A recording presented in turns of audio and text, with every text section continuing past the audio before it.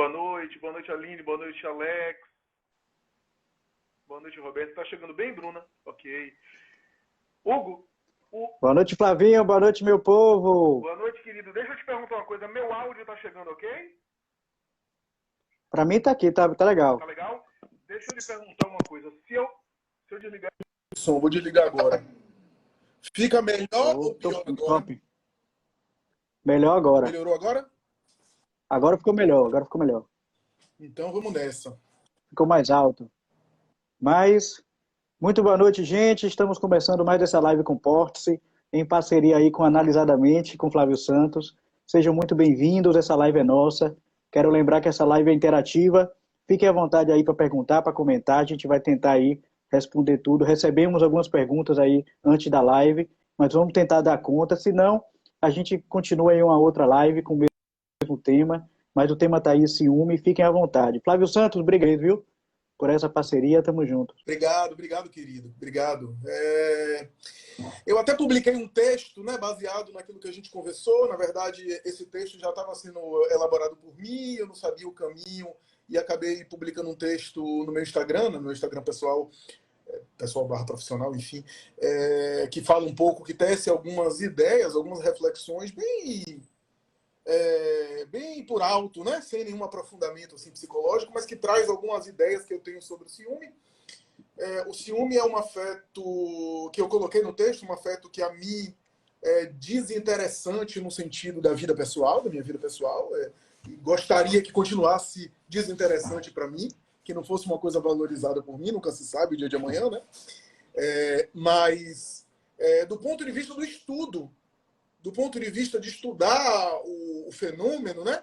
De entender e de ler e tentar ajudar as pessoas, no caso da minha profissão, enfim, mas de tentar realmente pensar sobre o assunto. O ciúme é um afeto muito rico, é um afeto que causa destruição, é um afeto que devasta as relações, mas é um afeto muito rico, no sentido simbólico, aqui no sentido intersubjetivo, como se chama, né? Nas relações, dentro das relações. É um afeto que tem uma riqueza muito grande em termos de fantasia, porque, bom, em termos aqui de juízo moral, né, da crítica social, a gente costuma dizer que o ciúme é um daqueles pecados envergonhados.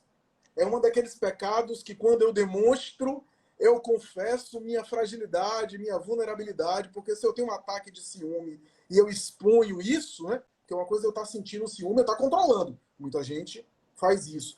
Mas quando eu expresso esse ciúme, eu de alguma forma estou confessando, eu estou demonstrando, eu estou admitindo socialmente que eu, mesmo que seja numa percepção interpretativa, mesmo que seja numa interpretação, num viés, mas quando eu tenho um ataque de ciúme, quando eu tenho uma manifestação de ciúme, ainda que não proceda, que não corresponda com a realidade, é um pecado envergonhado, porque no fundo eu estou admitindo, eu estou reconhecendo que eu tenho uma certa fragilidade e que eu sinto, ou que realmente acontece, é que o objeto do meu afeto, o objeto do meu desejo, o objeto do meu vínculo, não é tão desejante, para me utilizar a expressão da psicanálise, não é tão exclusivamente desejante para mim. Em outras palavras mais simples, é como se eu estivesse admitindo que eu sou não desejado, ou pelo menos eu sou não desejado em alguma medida, né? Ou eu não sou suficientemente desejado, suficientemente atendido, porque de alguma forma o objeto do meu afeto, o objeto do meu desejo, olha para outro lado também. Ou pelo menos eu me sinto preterido, eu me sinto rejeitado por isso. Então, o ciúme é uma espécie de pecado envergonhado no sentido da crítica social, no sentido, né, da vivência social. Por isso é muito difícil, às vezes, admiti-lo e, mais ainda, permitir que o sujeito expresse esse ciúme, esse sentimento de ciúme, né, nos jogos de poder simbólico das relações amorosas. O ciúme nem sempre é admitido, porque isso é, de alguma forma, também confessar para o outro na interpretação do ciumento, tá? Na interpretação do ciumento, que eu me sinto fragilizado, ou me sinto, de alguma forma, incomodado com a ideia que eu faço ou com a realidade que eu vejo de que eu não estou sendo desejado como gostaria. E o outro é um sujeito desejante para além do meu desejo. Né? Que o desejo dele vai além de mim. Né? Nesse sentido do desejo exclusivo, a gente pode falar um pouco mais na frente, mas eu gostaria até que você me lembrasse, Hugo, para tentar, se eu me esquecer, me lembre, para tentar fazer aqui uma diferença entre as manifestações do ciúme no caso da mulher e as manifestações de ciúme no caso do homem. Porque os ciúmes se expressam de maneira diferente, via de regra, entre homens e mulheres. Né? E os homens têm uma dificuldade maior, me parece, de admitir que a mulher tem um desejo que vai além dele. Que o desejo dela não é só dele. Afinal de contas, do ponto de vista da teoria psicanalítica, ele, como homem, filho de uma mãe, que normalmente colocou um investimento afetivo muito grande nele, não imagina, enquanto sujeito que passou por uma infância, não imaginando que a mãe pudesse desejar algo além dele como criança. Né? O filho, especialmente o filho do sexo masculino, tem a fantasia de que a mãe não consegue desejar nada além dele. Né? Isso é uma interpretação de alguns teóricos da psicanálise. Né?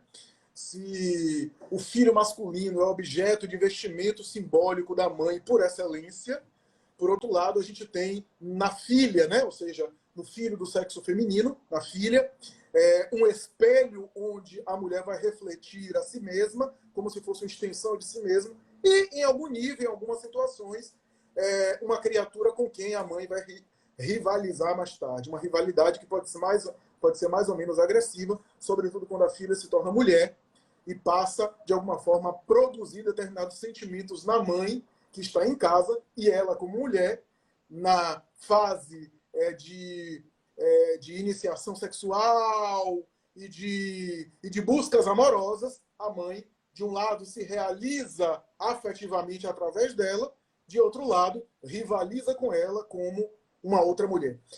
Mas isso era só um parêntese para voltar para a questão do ciúme, para dizer que o ciúme está presente em alguns transtornos de personalidade. Tá? Então, a gente abordou o transtorno de personalidade, por exemplo.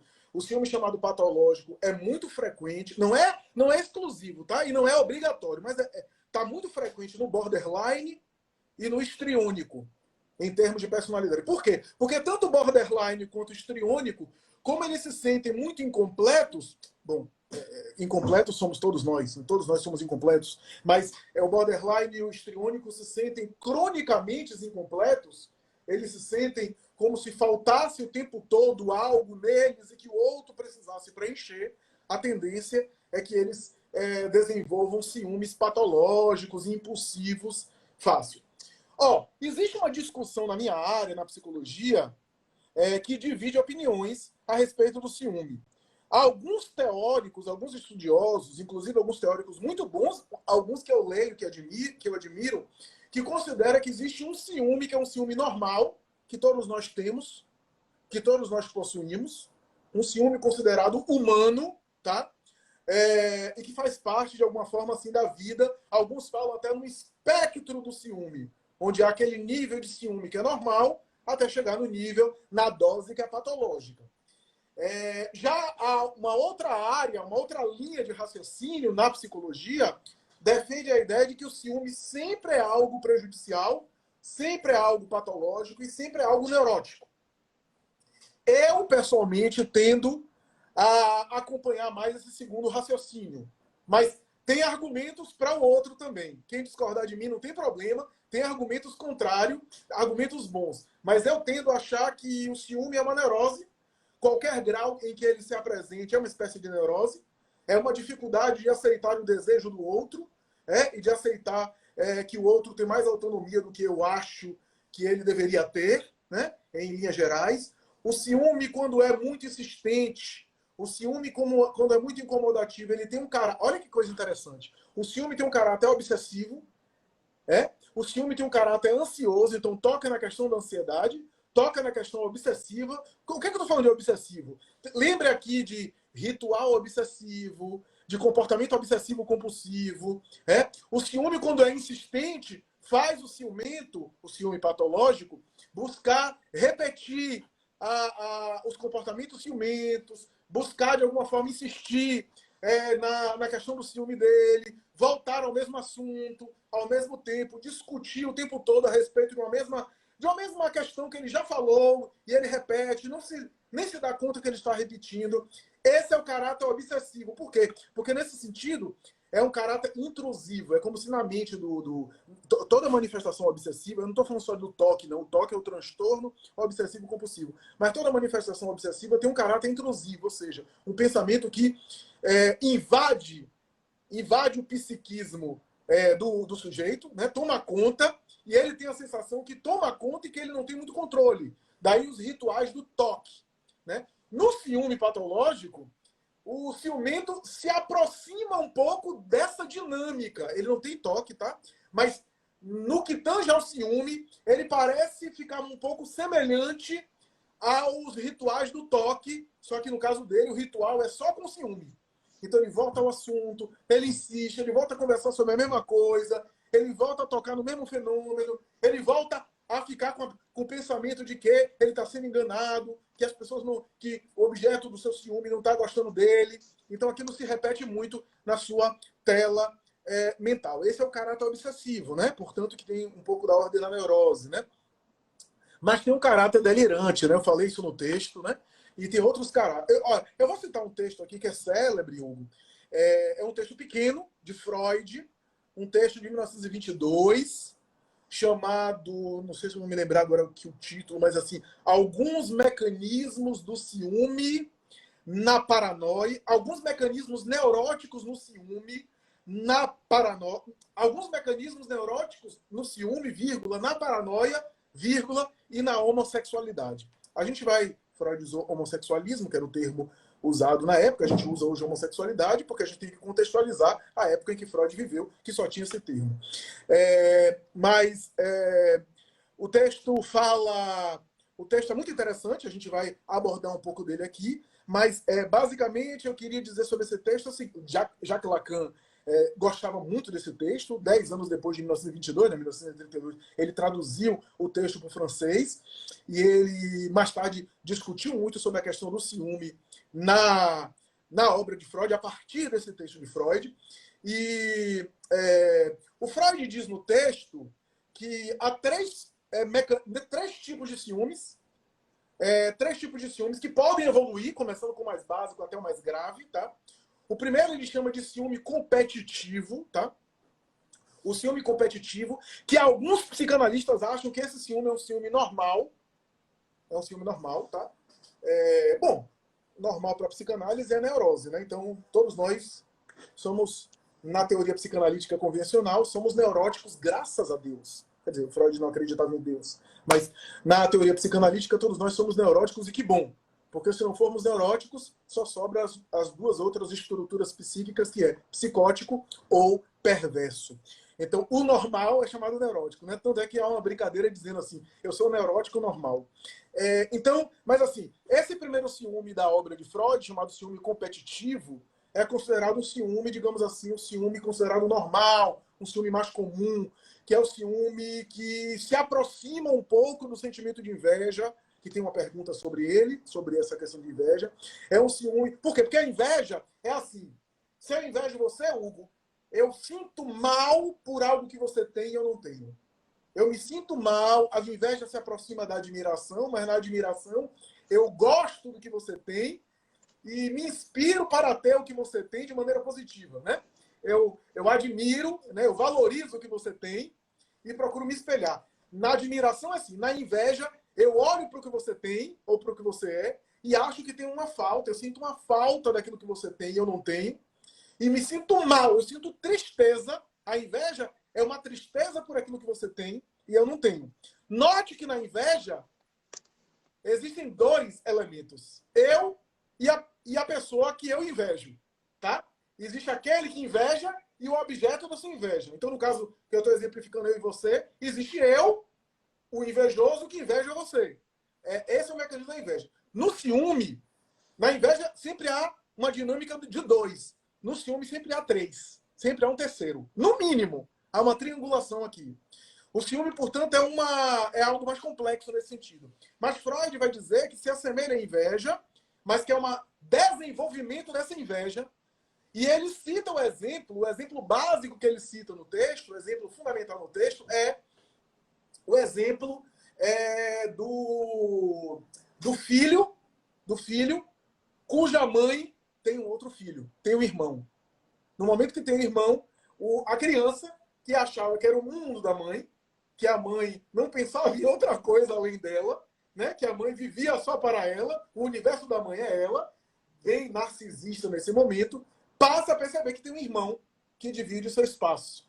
Né? Esse é um sentimento que parece com inveja, mas é ciúme. Veja que há 3. Que há 3 aí. O irmão mais velho que fica com ciúme, o objeto de ciúme, que é o irmão que nasceu, é o irmão mais novo, né? Que intermedia, que se intromete na relação desse filho com a mãe. Né? E esse é o mecanismo básico e faz com que o sujeito, de alguma forma, sofra nesse sentido. Tem a ver com uma ferida narcísica, esse ciúme mais inicial, né? Algo que tem a ver com o nosso narcisismo, com a dimensão do nosso narcisismo, a ideia de dividir espaços. Por isso que Freud chamou de ciúme competitivo. O segundo ciúme que Freud coloca na obra é chamado ciúme projetado, ou ciúme projetivo. Para quem não sabe, projeção é um dos mecanismos de defesa mais conhecido da obra freudiana. Mais tarde, a filha dele, Anna Freud, vai desenvolver o conceito. Mas, basicamente, o conceito de projeção é o seguinte. Eu tenho um sentimento que eu não consigo dar conta desse sentimento, eu não aceito, ou eu tenho angústia quando eu reconheço que eu tenho, ou eu fico angustiado quando eu sinto ele, eu não quero ter ele, mas eu tenho esse sentimento, mas não lido muito bem com ele. O que é que eu faço? Eu tiro de mim e coloco em você. Tá? Então, para eu me proteger desse sentimento, eu digo, não sou eu, é você que é isso. Você que é assim. Tá? É você que é assim. Então, por exemplo, a gente poderia dizer que na cultura da tradição judaica antiga, quando a gente lê, por exemplo, o Velho Testamento na Bíblia, a gente vai ver ali o apedrejamento de mulheres que foram flagradas em relações extraconjugais. A pergunta é, ela não se envolveu sexualmente fora do casamento sozinha. Cadê aquele sujeito que se envolveu com ela? Normalmente estava na multidão apedrejando ela. Isso é projeção. Isso é o desenho da projeção.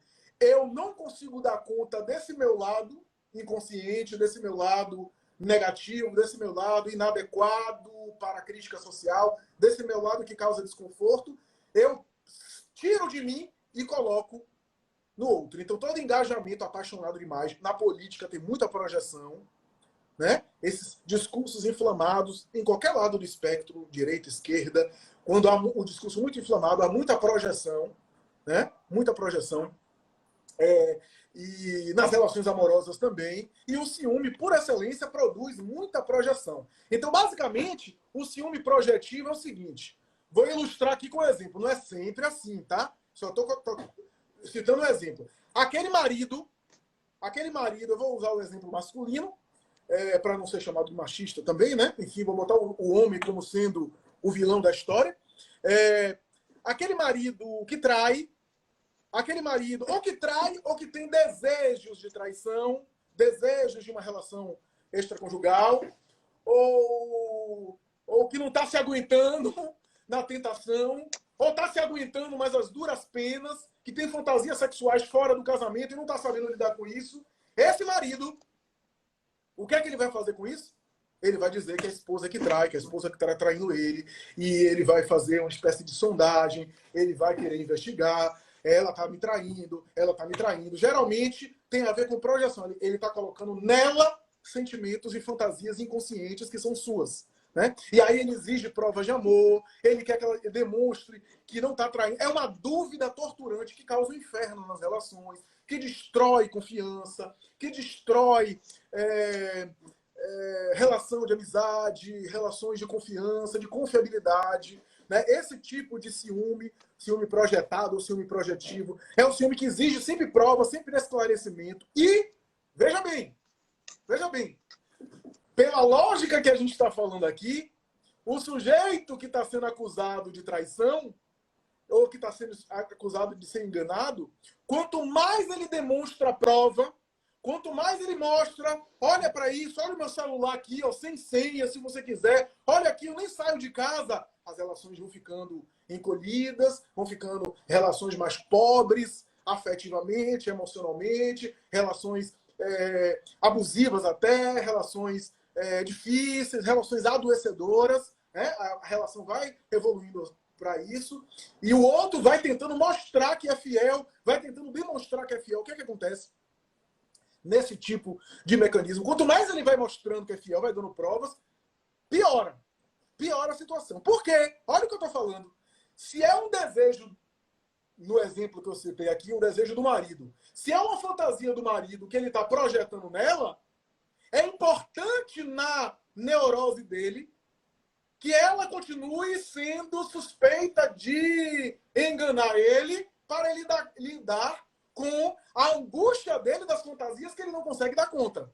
Então, não é bom para a neurose dele ela provar que é fiel nesse sentido. Então, ela vai mostrando que é fiel, porque agora eu não uso mais mini saia, eu não coloco mais aquele decote, eu nem saio mais de casa, eu só saio com você, já rompi as relações de amizade, já não tenho mais amizade, etc. Porque por amor a você, como prova de amor a você, eu faço isso.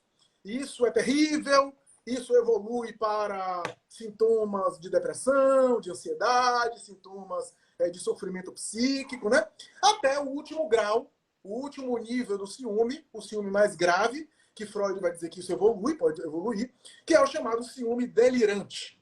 No ciúme delirante, aqui eu preciso conceituar o que é delírio. Delírio é diferente de alucinação, tá? Alucinação é eu dizer que eu estou vendo coisas que não existem, tá? Então eu estou vendo um ET que veio me buscar e que veio para cá, que está me ameaçando, ou eu estou ouvindo vozes. Isso é alucinação, auditiva ou visual, típica de transtornos psicóticos. No caso do delírio, o indivíduo que delira, ele não está vendo nada que não esteja no ambiente. Ele está vendo o que existe no ambiente.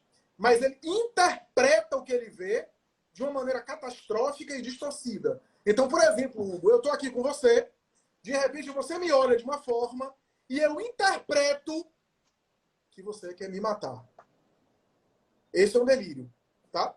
Esse é um delírio. Então, de repente, você bota a mão no bolso, eu vejo aqui pela câmera e eu acho que você está pegando uma arma para me matar. Então, existe os delírios de perseguição, os delírios de heteronomia, né? O amor heteronômico, né? Que é a ideia de que fulano, que é famoso, me ama. Jodie Foster, aquela atriz de Silêncio dos Inocentes, passou por isso, né? Algumas pessoas que são celebridades, John Lennon, né?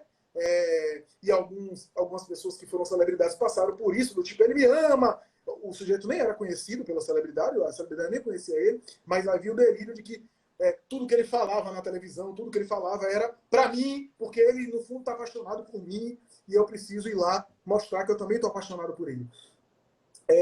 Esse é uma espécie de delírio. Então tem delírio de perseguição, delírio de amor erótico, etc. Delírio de grandeza. Na verdade, todo delírio é delírio de grandeza, né? Porque se eu sou perseguido é porque eu sou importante e por isso estão me perseguindo, né? E assim por diante. Então, delírio de grandeza, de se achar o máximo, se achar um missionário, se achar uma pessoa especial, e que eu conheço todo mundo, que as pessoas me conhecem. Delírio. E tem o delírio do ciúme, o ciúme delirante, que aí já vai mais para o terreno não da neurose, mas da psicose. Por quê?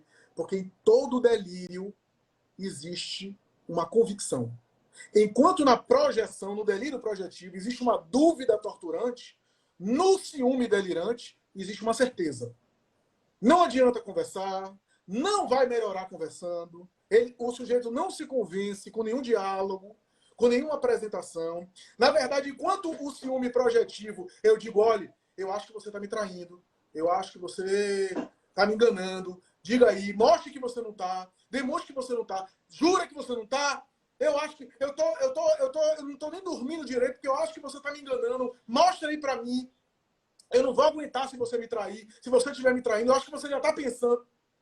No ciúme delirante, eu disse, não adianta você me mostrar a prova, não adianta você me dizer nada, porque eu já sei. Eu sei que você está me traindo. Eu sei que você está me enganando. Não adianta você dizer nada. Eu tenho certeza. Você só engana bem, você só esconde bem, você só disfarça bem, mas eu já sei que você está me traindo. Eu tenho certeza disso. Então existe uma convicção. Porque no delírio sempre existe uma convicção. A pior coisa que você pode fazer é ficar tentando bater de frente com o delírio. Tá? O delírio não se bate de frente, porque é perda de tempo, é desgastante. O sujeito não vai mudar nas convicções dele, tá? Normalmente esse ciúme delirante evolui para violência, para agressividade, para violência, evolui, portanto, para situações difíceis, tá? Porque o sujeito tem certeza, né? E ele caminha para isso que eu chamo de uma dinâmica masoquista, de confirmar que ele tá sendo traído mesmo, que ele está sendo enganado. Então, o tempo todo ele vive respirando isso.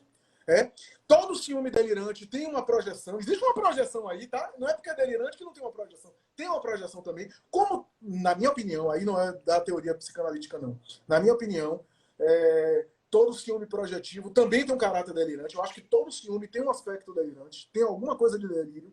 Tem algum nível, alguma dose delirante. Sempre, eu acho. Mas, nesse sentido, o sujeito que está no ciúme delirante, ele de alguma forma, ele certamente vai se tornar violento com o tempo, vai se tornar agressivo com o tempo.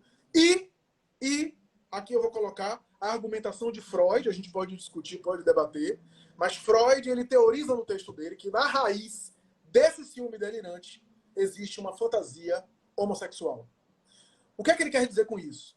Claro que ele está falando da relação heterossexual, mas isso pode se aplicar a outras relações, que é o seguinte. Eu, com a companheira, eu tenho certeza que ela está me traindo, eu tenho certeza que ela está se envolvendo com alguém, alguém está fazendo sexo com ela está me enganando o tempo todo. Veja que eu, nesse ciúme delirante, eu estou muito mais focado nesse outro, nesse terceiro, do que nela. Eu estou, no fundo, fixado num outro homem e não nela. Eu estou o tempo todo com esse homem na cabeça.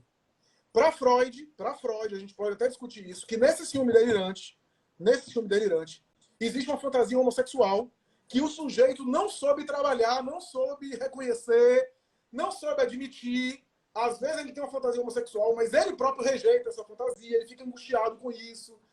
Ele não sabe lidar, trabalhar muito bem com isso. O que é que ele faz? Com essa fantasia que eu não aguento esse desejo, eu não aguento essa fantasia, o que é que eu faço? É ela que tem essa fantasia. É ela que deseja. É ela que vai atrás. É ela que quer. Então eu transfiro, eu projeto. Por isso que tem um caráter projetivo.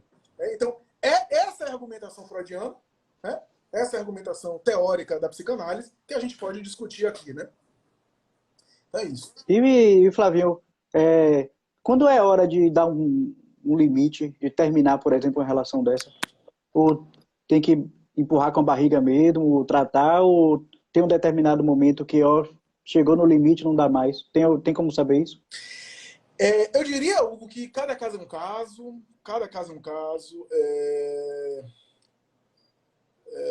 a gente vai precisar examinar, né, tanto a dinâmica do casal, como a capacidade de resiliência daquela pessoa que está sofrendo com o ciúme do companheiro, do parceiro. A gente está falando das relações amorosas porque o ciúme aparece mais nas relações amorosas, mas tem amizade também. Tem ciúme em amizade, tem muito, inclusive. Mas vai depender da dinâmica do casal e das resistências, da capacidade de resiliência da pessoa que está sofrendo isso, né? E eu aqui citei o caso do homem ciumento, mas o contrário também existe da mesma forma, tá? Da mesma forma. E como é que lida com o ciúme do ex? a gente vê, né, assim, geralmente a violência depois que a relação acaba e às vezes o ex continua com a pressão. Como é que lida com esse ciúme? Bem lembrado, bem lembrado. Você me ajudou a lembrar da questão dos gêneros, né? Dos gêneros. A diferença de cada gênero na manifestação do ciúme. É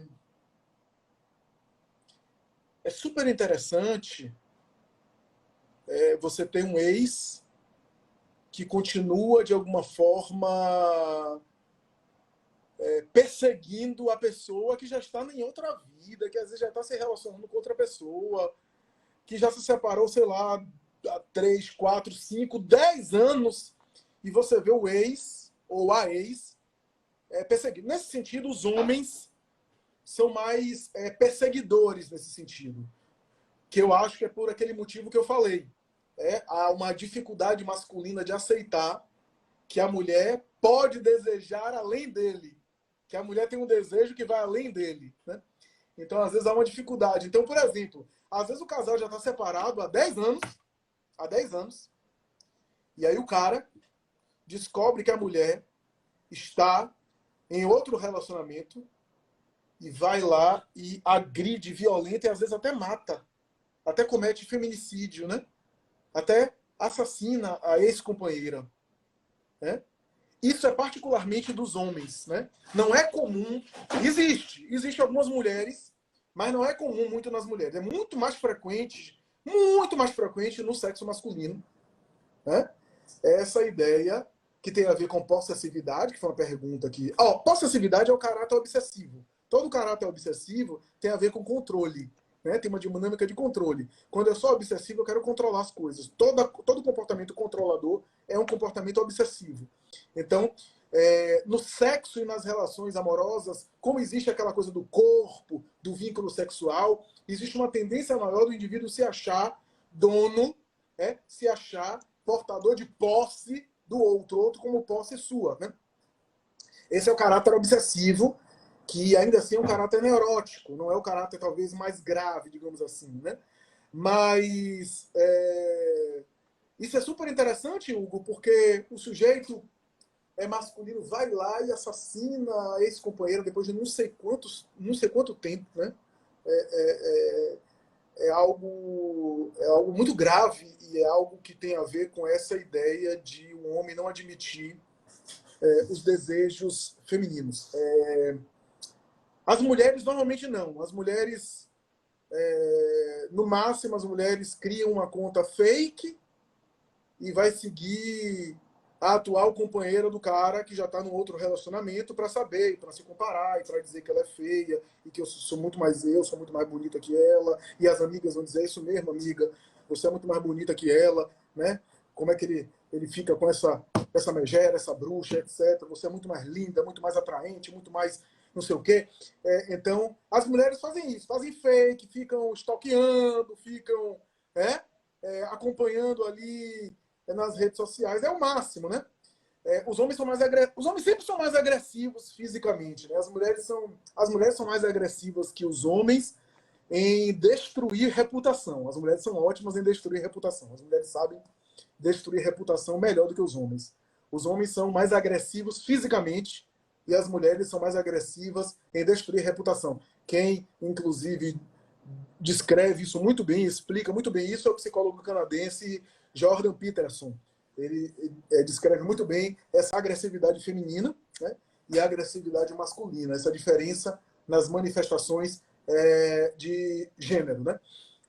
Então, existem essas diferenças mesmo, né? Essas diferenças em abordar o ciúme. Mas como lidar, a depender do caso, a depender da situação, tomar as medidas protetivas, as medidas legais, a depender se há realmente algum risco, não vacilar nesse sentido, porque o ciúme é impulsivo, o ciúme é irracional.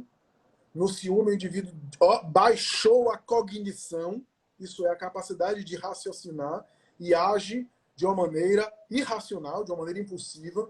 Então, é bom não confiar.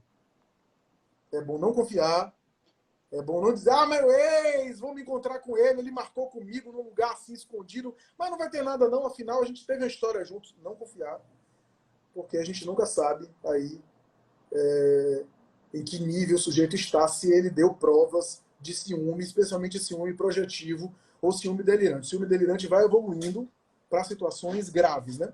Quem quiser, assista depois a série Psi. A série Psi está no HBO. É uma série super bacana, né? Eu posso falar um pouco mais sobre ela no final da nossa live, como consideração final. Mas tem um capítulo da série, se não me falha, na 4ª temporada, chamado Até que o Crime nos Separe. É que tem um caso ali, um caso real, que foi colocado, que foi um caso de atendimento, que culminou em tragédia, tá? E no caso que foi descrito no filme, o sujeito ciumento era uma mulher, tá? E era um ciúme delirante. Então vale a pena ver. Flavinho, e quando houve realmente uma traição e o casal resolveu continuar a relação, esse ciúme aí, ele é tratável, é normal? Como é que lida com isso? É comum, é compreensível que numa traição, né, numa relação extraconjugal, exista ali uma fragilização da confiança, é claro, né? É claro que isso vai ter que ser examinado caso por caso, né? Em que nível a relação pode continuar ou não, depende de cada caso, depende da disposição dos sujeitos e assim por diante. Mas e tudo isso é colocado na balança, né? É pesado na balança, né? A relação extraconjugal pode ser uma experiência que faz com que os casais evoluam, com que os casais cresçam como pessoas e tornem as relações melhores. Eu conheço pelo menos uns 2 casais que passaram por mim. E hoje eu não conheço outros casais que são tão felizes como eles, né? E eles viveram a relação extraconjugal. Eu não conheço casais, tem muito casal que não houve infidelidade, mas não tem a qualidade de relações que eles possuem e eu acompanhei. Então, assim, precisa ser trabalhado, né? Até porque a maioria dos casos extraconjugais são casos pontuais, tá? A maioria. Claro, há aquele sujeito que não tem temperamento para casar. Esse não deveria nunca ter casado. Porque esse sujeito não tem temperamento para monogamia. Jung já falava isso. Ele é uma pessoa que tem necessidade de variação de parceiros, de maneira quanto mais esse sujeito, ideal seria que ele não se casasse, que ele não se relacionasse. Mas a maioria dos episódios de infidelidade conjugal são pessoas que muitas vezes estão sendo fiéis há 5, 10, 15, 20 anos. Tá? E por um motivo específico, por uma situação, viveram a situação ali extraconjugal. Eu percebo, e outros teóricos já falam isso, eu percebo que às vezes a infidelidade aconteceu num momento de luto. Olha só que coisa interessante. A morte de um parente, a perda de um emprego, a perda de algo importante, a perda simbólica de algo. E o luto, você sabe que deixa a pessoa numa sensação de morte, né? Uma sensação de não estar se sentindo vivo. Viver uma aventura sexual é produzir no sujeito uma sensação de estar vivo. Então, é uma experiência, digamos assim, de compensar, uma espécie de experiência de compensar aquele luto que o sujeito viveu. Né? Então, eu observo muito isso. Né? Vários fenômenos de infidelidade assim, concomitante, com uma resposta emocional àquele episódio específico. Sem falar na história de vida do sujeito, né? Às vezes o sujeito teve figuras importantes com os quais ele aprendeu e que a vida de relação amorosa é uma vida que é possível viver outros vínculos amorosos específicos e assim por diante. Né? Então, é algo que vale a pena a gente investigar cada caso, a gente avaliar, a gente viver a situação, né? Ver a situação de cada caso, porque é muito interessante a gente perceber que nenhum fenômeno emocional é aleatório. Né? Tem causas, tem motivos, tem gatilhos, tem respostas e assim por diante. Então, Baixa autoestima é também uma causa? Baixa autoestima. Inclusive, a Sim, Aline, eu acho que ela achou que eu tinha esquecido. A Aline perguntou mais cedo se era imaturidade. pode ser no caso do ciúme, Uhum. pode ser, sim, pode ser. A baixa autoestima, às vezes a ideia de alguma forma, a, a dinâmica de questões mal resolvidas na infância, né? Questões, inclusive, que o sujeito viu e que se fixou, e maturidade nesse sentido, ou seja, questões que não foram elaboradas, que foram levadas para a vida adulta e o indivíduo reage de maneira imatura, né? Como é o caso de um componente narcisista do fenômeno do ciúme. Né? Então, isso é super interessante. Né? Super. Brizinha está perguntando aqui se traição é compensação. Traição é compensação? Não, o que eu disse não é que a traição é compensação, não. Eu disse que em alguns casos que a gente investiga na terapia, a gente percebe, não é ao acaso, e outros teóricos da psicanálise falam isso, que às vezes uma infidelidade conjugal naquele indivíduo que não é o traidor, quanto mais, porque é aquele indivíduo que tem temperamento, né, que tem e a gente pode explicar isso na história de vida do sujeito. O que eu digo é o seguinte, que às vezes, em função de um luto, o indivíduo passou por um luto, e ele responde ao luto dessa forma. Não estou dizendo que está certo. Não estou fazendo um juízo de valor dizendo que está certo, que é normal. Não estou dizendo que está certo. Eu estou dizendo que o indivíduo responde dessa forma como uma compensação pelo mal-estar. O que é o luto? Uma sensação de morte. O que é ter uma aventura sexual? É se sentir vivo. É nesse sentido. Tá? É nesse sentido que eu falei de compensação. Uma compensação simbólica emocional. Né? Eu não estou justificando nada nesse sentido. Não estou fazendo juízo de valor. Né? É como se... vou dar um exemplo, por exemplo. Boa parte das pessoas que se tornam, por exemplo, abusadores sexuais foram abusados, mutilados, estuprados na infância. É uma explicação. Justifica ele estuprar mais tarde na vida adulta? Não. Mas explica. Explica. Porque não é por acaso, não é à toa, aleatoriamente, que boa parte dos sujeitos que muitas vezes violentam crianças, que erotizam pornografia infantil, que buscam aí violentar, foram indivíduos maltratados e violentados. Tem uma causa. O indivíduo respondeu dessa forma. Precisava responder dessa forma? Não, claro que não. Até porque, gente, a quantidade de pessoas abusadas sexualmente é muito grande. Se todas essas pessoas abusadas sexualmente fossem se tornar abusadores, o mundo só teria abusadores, praticamente. Não.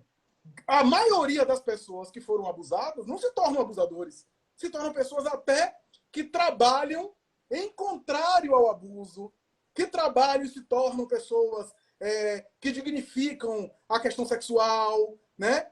Que são pessoas que são cuidadosas com isso, que são pais e mães de família, que sofreram esse tipo de sofrimento e mais tarde na vida adulta ressignificam isso.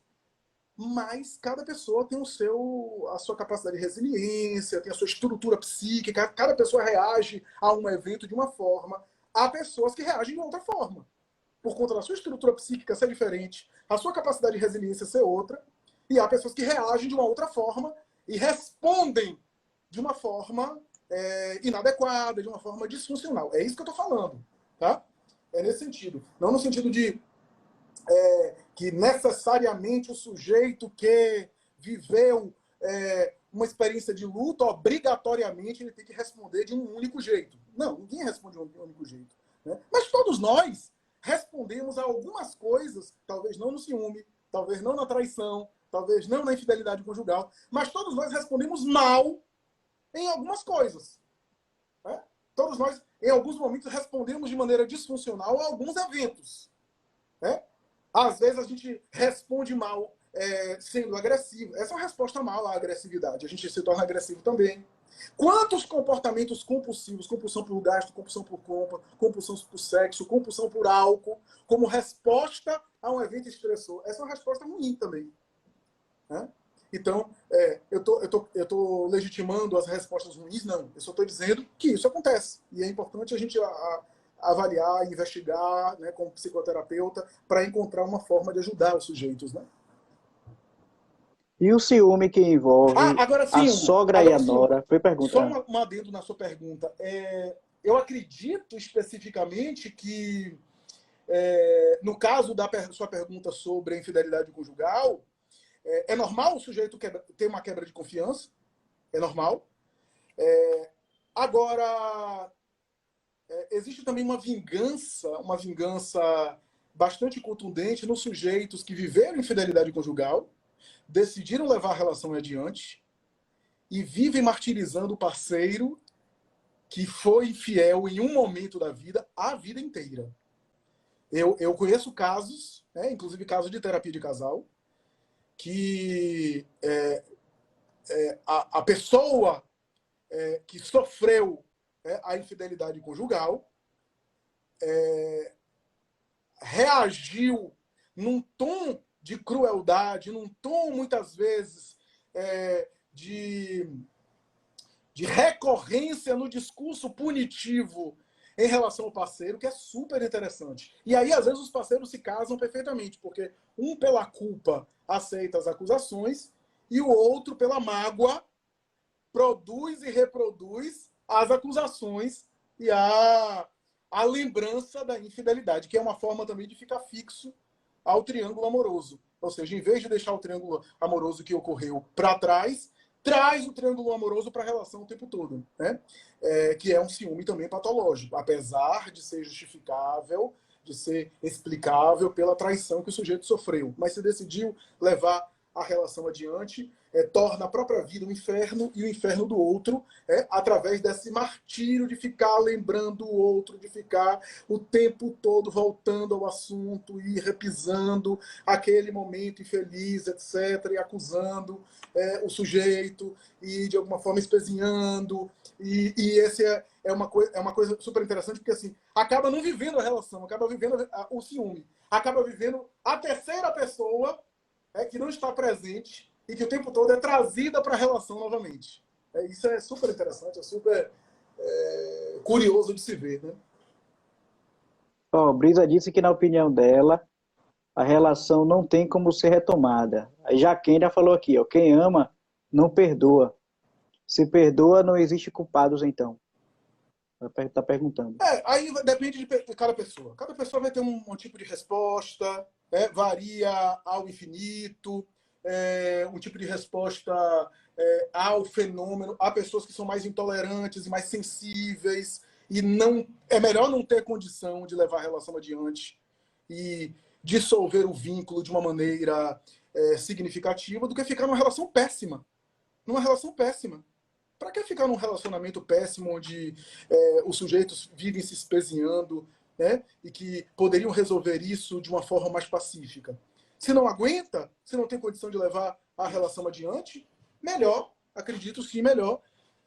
Agora, eu pessoalmente não acho que existe só um único caminho em atendendo casais a situações em que não há como levar adiante, a relação se esgotou, né? E quem vai dizer isso não sou eu, é o próprio casal. E há relações muito ricas e muito interessantes que foram ressignificadas, e eu falo isso não necessariamente falando do homem, tá? As mulheres têm vivido infidelidades conjugais. Contado Caligares dizem que as mulheres traem tanto quanto os homens. Eu não sei se eu concordo totalmente com ele, embora admire muito esse autor, né? Mas eu posso dizer que a conta tá muito próxima, né? A experiência está muito próxima, tá muito, muito próxima nesse sentido, né? E eu tenho experiência não apenas de relações extraconjugais por parte do masculino, mas por parte do feminino também. E eu vejo relações, os sujeitos amadurecerem, viverem uma outra experiência, aprenderem com os erros, aprenderem com a vivência afetiva, reverem a vivência afetiva, a vivência amorosa, porque não é simples. Não é simples. Eu conheço, por exemplo, mais de um caso em atendimento psicoterapêutico, por exemplo, de experiências extraconjugais em que o outro empurrou a pessoa. Para a experiência extraconjugal.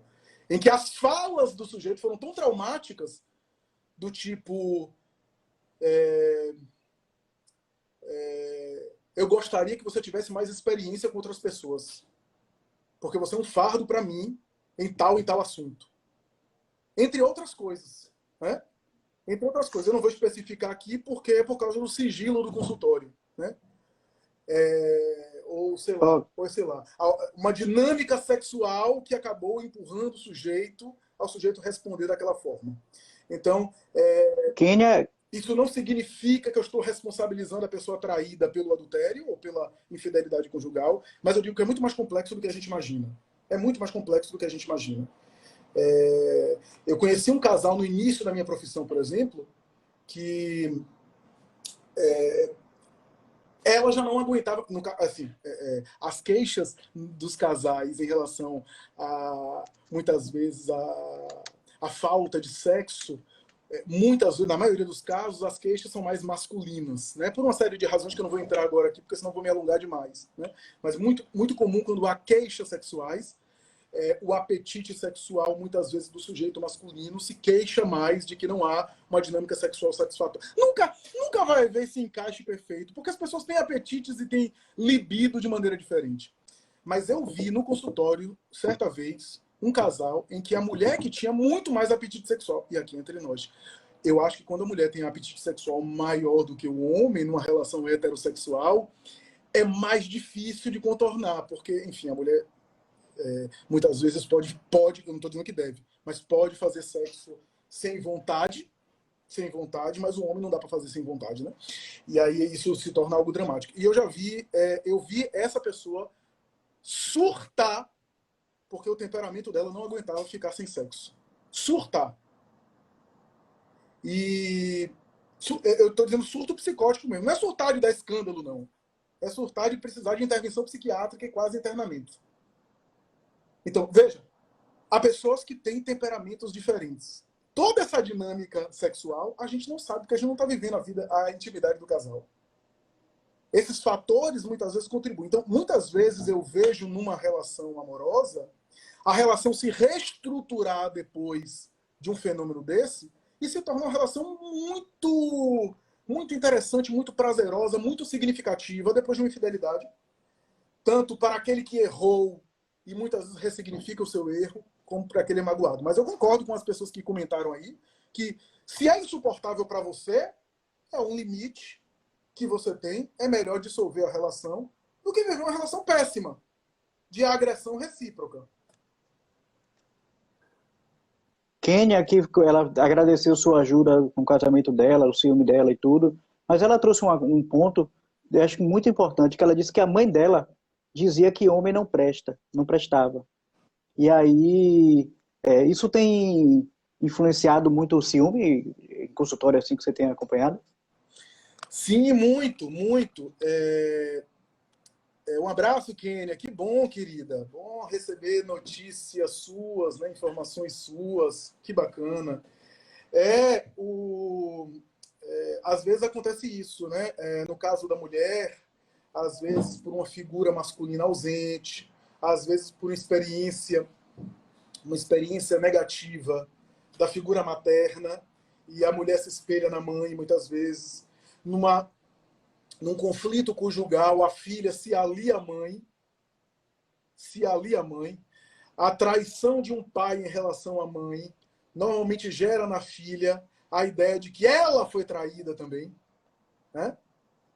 E geralmente ela leva para a vida adulta esse espelho, essa dinâmica, essa vivência de que aquele fenômeno vai se repetir em minha vida.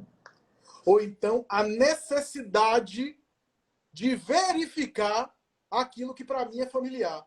O que é familiar é aquilo que Kênia falou: homem não presta. A menina muitas vezes viu a mãe falando isso e assimilou, internalizou. Então, cadê que meu marido não presta que eu ainda não vi? Eu tenho que ver. Eu tenho que ver, eu tenho que investigar, eu tenho que descobrir, porque no fundo nenhum homem presta. Eu só não descobri ainda. Né? Então, aí a gente cai no ciúme patológico, no ciúme que desagrega relações, que destrói vínculos significativos, né? Então, eu acho que isso precisa ser realmente trabalhado, ser terapeutizado, isso daí, porque a gente traz muito imagens e conteúdos inconscientes das figuras parentais de referência na gente. No caso da mulher, ela pode querer corrigir no seu relacionamento aquilo que ela viu de ruim na vida conjugal dos pais, ou ela pode querer verificar aquilo que para ela é uma verdade na vida da família de origem que ela viu, que é o quê? Homem não presta. Bárbara, ela fez uma pergunta aí, se tem relação com relações vazias, as relações estão vazias? Acha que tem, pelas relações estarem vazias? Eu acho que tem Uhum. relação com as relações vazias, né? A vinculação com as relações vazias, quando nós temos, por exemplo, a ideia de um vínculo que é sexual, um vínculo em que eu quero um vínculo sexual com você, mas como você quer uma coisa séria, eu me faço por passar algo sério para que você ceda para mim aquilo que eu quero sexualmente falando. Então, isso nesse sentido é porque é uma relação que se limita apenas à busca erótica. Então, a possibilidade de ciúmes e de dissolução de vínculos e de buscas de outros parceiros paralelos, isso acontece. Né? Então... E como lidar com o ciúme da sogra com a nora? Uhum. Essa chegou antes da live. O ciúme da sogra com a nora? Isso, foi uma nora que mandou. Aqui ele perguntou uma coisa interessante, a Brisa complementou, né? Deixa eu ver se eu entendi. Quem ama não perdoa, e se perdoa não existe culpados, então. Não, eu não sei se o perdão é necessariamente apagar a culpa daquele que errou, né? Ou apagar a responsabilidade. Eu vejo o perdão não como um esquecimento, porque esquecimento tem a ver com algo de memória. Tem coisas que mesmo que eu gostaria de esquecer, eu não esqueço. Perdoar não é necessariamente esquecer. Perdoar é, de alguma forma, dar um sentido para que aquilo não fique, de alguma forma, ressentindo. Mas ressentimento é o sentimento que retorna, que volta, que revolve, né? Então, eu não sei se perdoar é simplesmente retirar a culpa daquele que tem culpa, né? Culpa aqui no sentido, né, de responsabilidade. Não. Perdoar é decidir não, de alguma forma, cultivar o sofrimento defluente do erro do outro. Né? Eu posso, inclusive, não querer ficar com a pessoa e perdoar. Eu posso querer me separar e perdoar, ou seja, eu quero o bem da pessoa, eu não guardo mágoa, eu trato ela bem, eu quero tudo de bom para ela, mas eu desejo não continuar por outros motivos, mas eu posso perdoar e querer continuar a relação, querer conviver com o outro. Isso não significa ser conivente com erros, se aplaudir o acerto do outro, não acho que isso, né? E eu concordo com a Brisa, quando a Brisa fala que ninguém esquece. Na mágoa, quer dizer, é claro que a mágoa ajuda a gente a não esquecer. Porque se eu tenho mágoa, eu fico vitalizando a ocorrência pelo sentimento e mantenho na memória os detalhes, inclusive, eu consigo lembrar até a roupa que eu estava, que o outro estava, no momento em que eu fui magoado. Porque a mágoa é um sentimento que vitaliza a memória, que mantém a memória fresca. Né? Mas, é claro, eu concordo com a Brisa que tem mágoas que ocorrem conosco e que eu, mesmo querendo esquecer, eu não consigo esquecer. Foi um evento da minha vida, fez parte da minha existência. Mas aquilo não necessariamente tem um conteúdo de sentimento negativo para mim, se eu consigo, por exemplo, ressignificar. Eu até lembro, mas lembro sem dor. Eu lembro sem sofrimento. eu lembro como uma experiência desagradável, mas que não me incomoda mais. Eu acho que isso é mais compatível com a nossa vida. Mas volte aí a sua pergunta, o que você falou da sogra e da nora. É Brisa uma tá nora que inquieta com essa mandou que está live, tendo né, problema Brisa? de ciúme com a... Brisinha é maravilhosa. Uhum. Sogra com nora é uma dinâmica super complexa, super difícil, super... Porque tem conteúdos aí da maternidade e da chamada rivalidade feminina, rivalidade inconsciente, né? Então, que existe uma rivalidade velada em muitas relações entre mulheres, e isso se manifesta, às vezes, entre sogra e nora, né? De um lado, a ideia de um filho que eu acho que continua sendo posse minha, como quando ele era criança, né? E a ideia de ele escolher desejar alguém que não seja a mamãe me faz uma ferida no meu ego narcísico e me faz eu disputar a atenção dele com a outra mulher que deveria ser considerada como filha minha, mas eu considero como uma espécie de rival que está roubando a presença dele, que está tirando ele da minha presença, que está tirando a atenção dele, que está direcionando a atenção dele para outra pessoa, como se eu também não tivesse feito isso com minha mãe, aspas, quando eu desejei na minha juventude namorar com alguém e me casar.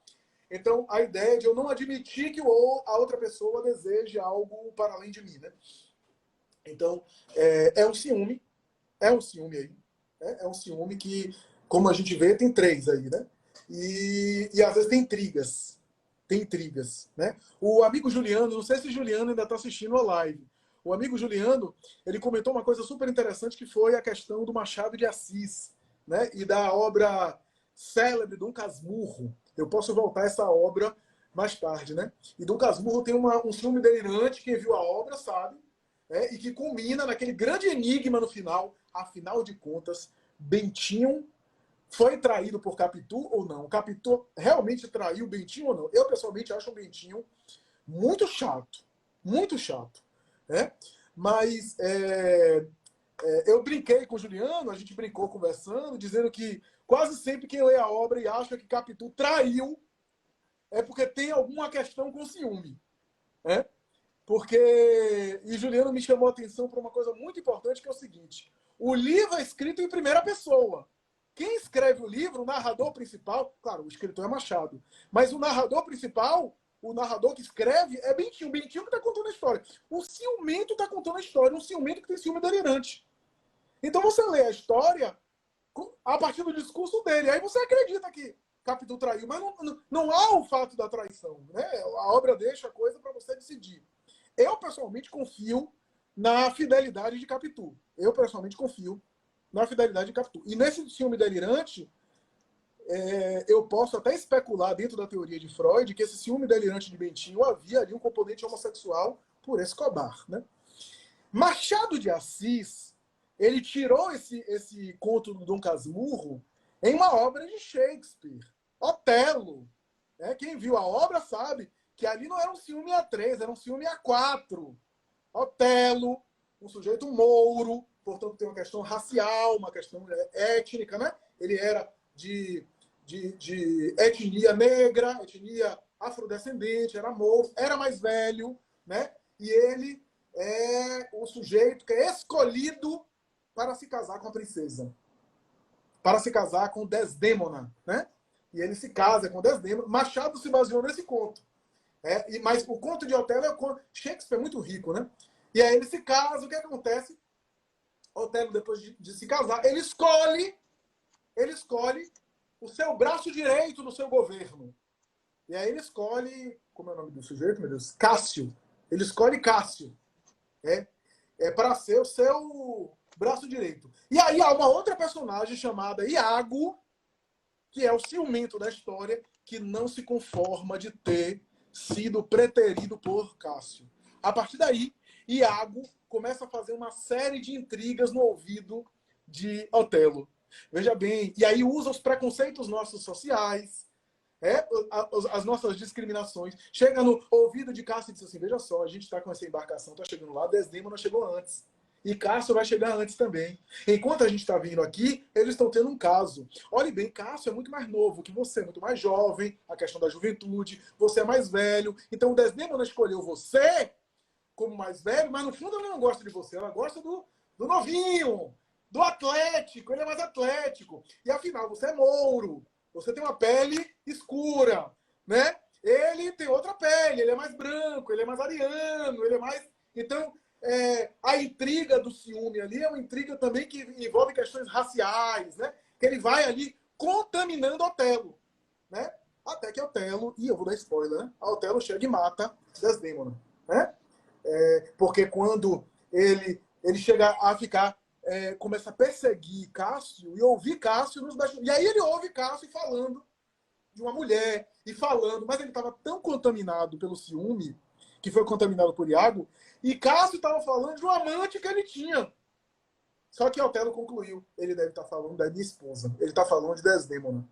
Foi lá e matou, assassinou Desdemona, né? Então, Hugo, Machado, inclusive, se baseou nesse conto para escrever a obra aí conhecida do Dom Casmurro, né?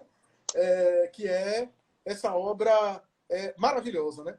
Mas eu diria, Hugo, que assim, tanto a imaturidade da sogra, como a nora que às vezes leva para o pessoal, que às vezes não sabe ter uma inteligência emocional para lidar com uma mulher mais velha do que ela, afinal são papéis diferentes, né? Ela ocupa o papel de companheira, né? Ela nunca vai ocupar o papel de mãe, né? E a mãe nunca vai ocupar o papel de parceira sexual do filho, né? Então são papéis diferentes, ocupam lugares diferentes que ninguém toma, né? Mas que é difícil às vezes ali, se não houver uma terapêutica, não houver um trabalho ali de conscientização de pelo menos um dos dois lados, né? Você falou aí dos níveis de ciúme, Flavinho. Às vezes, aquela frase que a gente fala que toda brincadeira tem um fundo de verdade, às vezes, você acha que o ciúme pode começar numa brincadeirinha dessa e ir crescendo se não for colocado um limite? Pode. Pode. Toda brincadeira tem um fundo de verdade. Essa frase, inclusive, essa frase, inclusive, é baseada na teoria freudiana. Muita gente não sabe que sonhos revelam o nosso inconsciente, atos falhos revelam o nosso inconsciente e brincadeira. Por isso que toda brincadeira tem um fundo de verdade. Agora, é claro que a gente não vai ficar sisudo e não vai brincar, claro. Né? E até porque toda brincadeira tem um fundo de verdade não quer dizer o pé da letra, ou seja, não quer dizer que a brincadeira que eu faço de alguma coisa envolvendo ciúme é porque eu vou trair necessariamente. Não, tem que ser estudado, tem que ser... Mas que tem ali algo do inconsciente que se revela numa brincadeira, claro que há. Mas a brincadeira pode, na verdade, Hugo, produzir no sujeito um ciúme que ele já tinha. E que ele começou a se incomodar com a brincadeira. Né? Então, isso acontece muito. Né? Às vezes, numa fala do parceiro, numa insinuação do parceiro, da parceira, aquilo é tomado até as últimas consequências. Mas não foi a brincadeira só por si só. O sujeito já tinha um ciúme disfuncional e só reagiu a um evento que ele não sabe lidar direito quando é algo da ordem da brincadeira, né? Da ordem do xiste, né? Da ordem da piada, da ordem do bom humor. Né? E ele leva a coisa até as últimas consequências, porque aquele tema é um tema que incomoda ele. Então, por exemplo, numa brincadeira por exemplo, relação extraconjugal, alguém que tem dificuldade com esse assunto vai dizer: bora parar com isso, ou então, meu filho, nem comece a brincar com isso que eu não gosto, que já é uma dificuldade da pessoa de lidar com esse tema. Isso também revela um pouco a gente, né? Porque o sujeito está falando na lógica ali da brincadeira. Ele não está traindo, ele está falando na brincadeira. Né? Então... Interessante mesmo. E tem uma pergunta também aqui, Flavinho, aí já é para... você já pode responder, já encaminhando aí para as considerações finais. que é em relação foi uma pergunta pedindo para você falar um pouco sobre o ciúme numa relação de trisal. É um tema até que tem ganhado aí visibilidade. Tem. Eu já vi alguns momentos a tentativa de um trisal no consultório. A longo prazo, eu não vejo como isso se sustentar. Bom, eu vejo muito mais experiências sexuais de homenagem, né? Ou seja, um casal que quer introduzir uma terceira pessoa numa relação sexual pontual, né? Uma relação sexual específica pontual, e muitas vezes aquele que propõe e a pessoa que aceita não considera isso necessariamente uma infidelidade, porque foi algo aceito por ambos e algo que, na verdade, foi feito na vista do outro. Porque para muitas pessoas a dor e o sofrimento da traição não é o sofrimento de alguém fazer sexo com outra pessoa, é o sofrimento de você fazer algo que eu não sei, tá? Então, certa vez eu ouvi isso de uma pessoa dizendo sexo por sexo, uma satisfação física, o que me magoou é eu estar frequentando o trabalho dele, eu estar conversando com os colegas de trabalho dele, todo mundo saber o que estava acontecendo, menos eu. Né? Para algumas pessoas isso dói mais do que necessariamente 20 minutos que culmina em 13 segundos de orgasmo. Enfim. Mas eu acredito que mesmo nesses casos de sexo a três, normalmente não dá certo. A longo prazo, as coisas não se sustentam. Eu conheço alguns casos de a minha amiga, ela vai topar, topa, e depois a amizade nunca mais fica a mesma. Fica um mal-estar, a fantasia de que meu namorado ficou indo mais para cima dela do que para mim na hora lá do sexo, né? Essa coisa. Ou então, agora o trisal é mais raro. É mais raro. Tentativa de estabelecer uma relação estável com três. Eu conheço um caso, recentemente, de uma família que é até próxima de mim.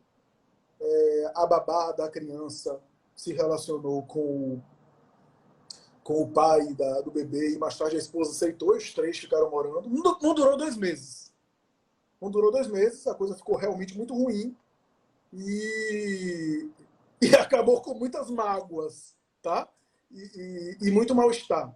O par, nesse sentido, diz o psicólogo canadense Jordan Peterson, é a forma mais estável de relacionamento, o par, nesse sentido.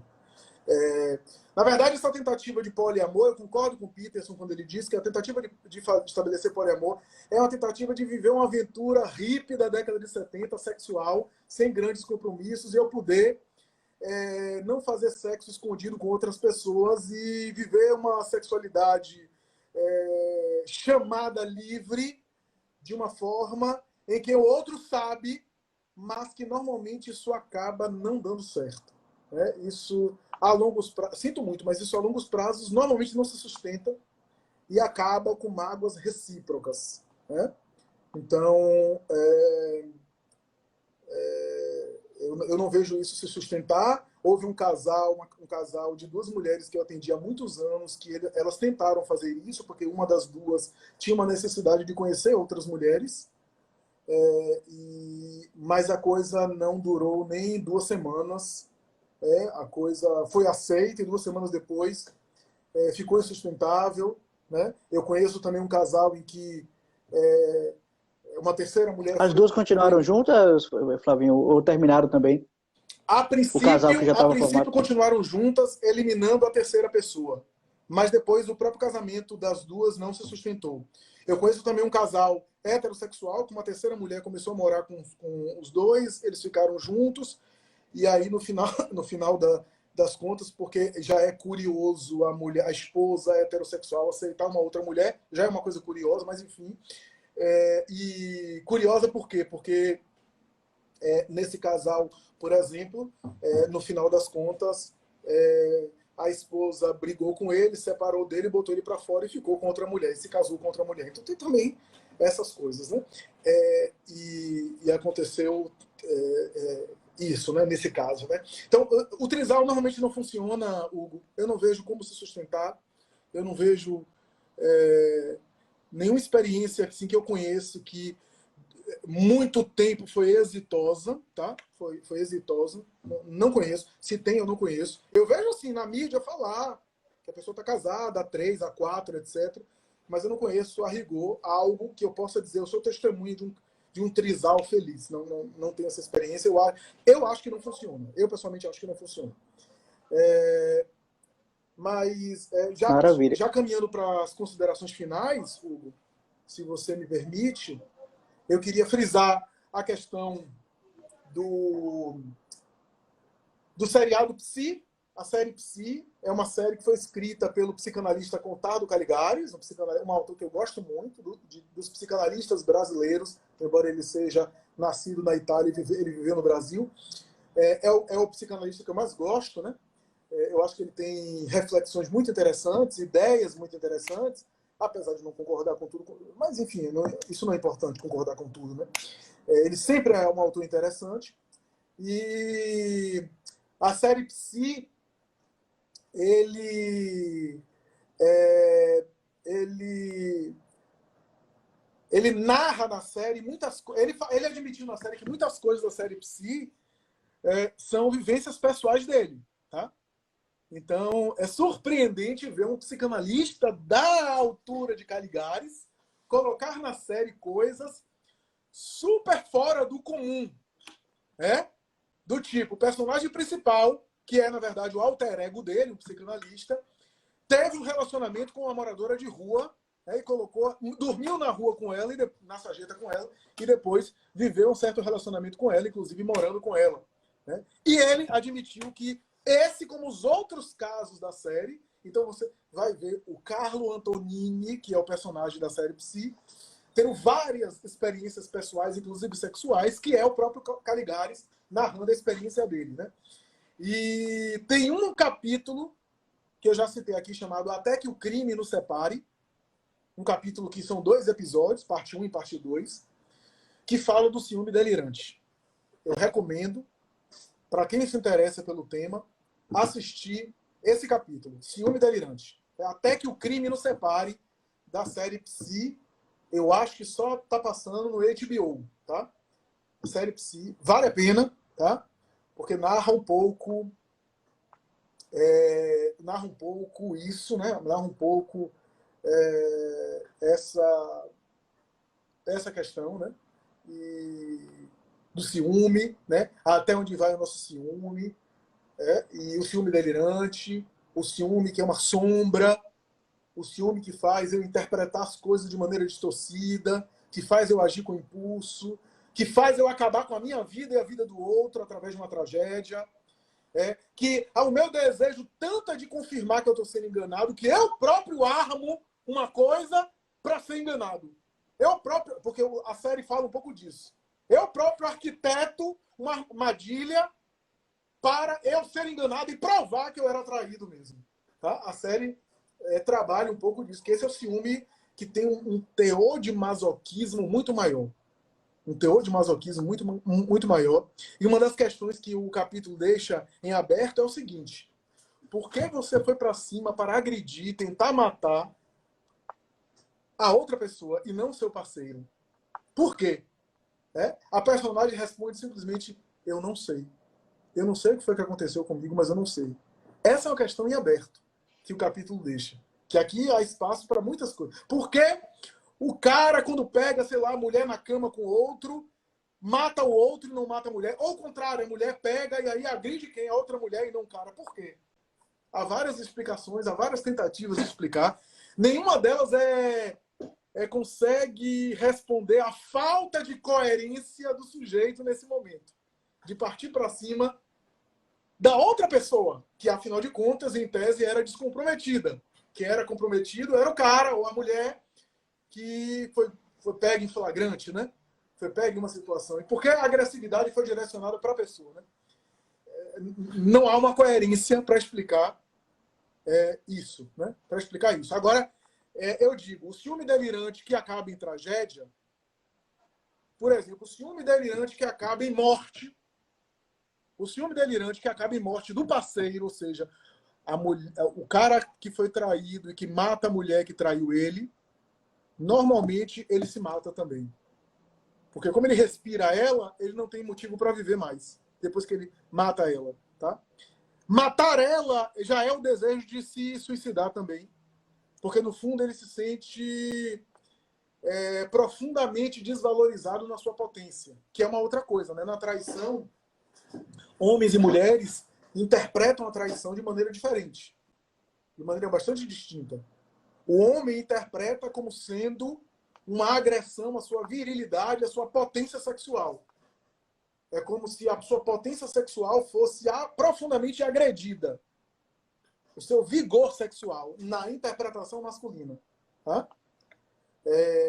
Na interpretação feminina, eu, mulher como toda, fui agredida. Né?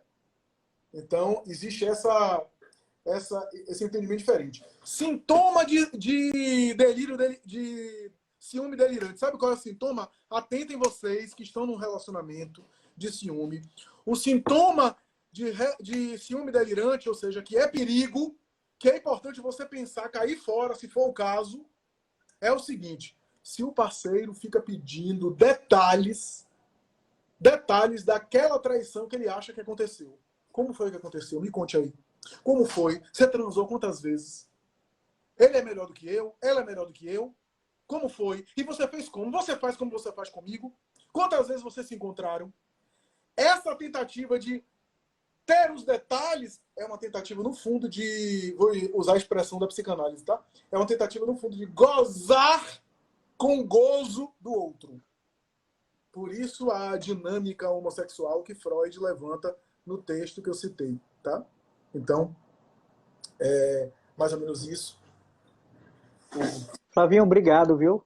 O tema é tão bacana, as pessoas estão participando ainda, agradeço demais cada pessoa, cada um aí de vocês.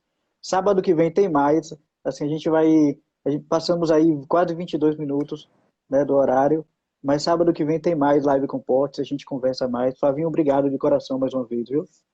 Obrigado, querido. Sempre um prazer. Espero que vocês tenham gostado. E até a próxima, né? Um abraço. Muito boa noite, boa semana para vocês e até sábado que vem.